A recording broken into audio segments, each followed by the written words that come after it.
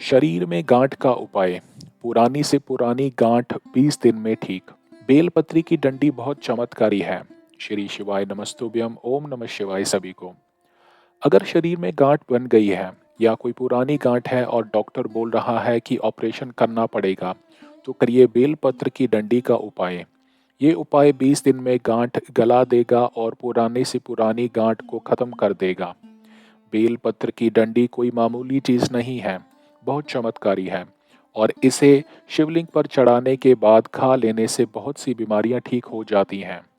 अगर आप भी कोई दवाई खा रहे हैं या कोई भी बीमारी है तो शिवलिंग पर चढ़ी हुई बेलपत्र की डंडी खाना शुरू कर दीजिए। 20 दिन में बीमारी दूर होना शुरू हो जाएगी। उपाय को गुरुजी से समझने के लिए प्लीज़ वीडियो पूरा देखें और चैनल को सब्सक्राइब करके कमेंट में हर हर महादेव लिख दीजिए। ऑपरेशन करना पड़ेगा। अगर ये ठीक नहीं हो रही है तो इसको निकाल कर ये जांच के लिए जाएगी। अब गुरुदेव करूं तो करूं क्या?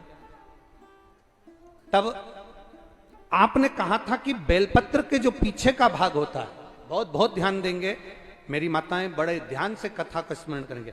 बेलपत्री के जो पीछे का भाग होता है, डंडी का बिल्कुल पीछे का जो भाग है, पीछे का जो भाग, आपने कहा था बेलपत्र के जो पीछे का भाग होता है, अगर वो अशोक सुंदरी का नाम लेकर हाटकेश्वर महादेव, कौन सा महादेव? हाटकेश्वर महादेव का नाम लेकर अशोक सुंदरी को छुआकर चबाया जाए तो गांठ कैसी भी होती है वो गलती है। अब मैंने आपके वचन पर भरोसा करा, शिव मंदिर जाती, बेलपत्री उठाती, उसके पीछे का भाग तोड़कर बाबा को चढ़ाकर अशोक सुंदरी हाटकेश्वर महादेव का नाम लेकर खाती।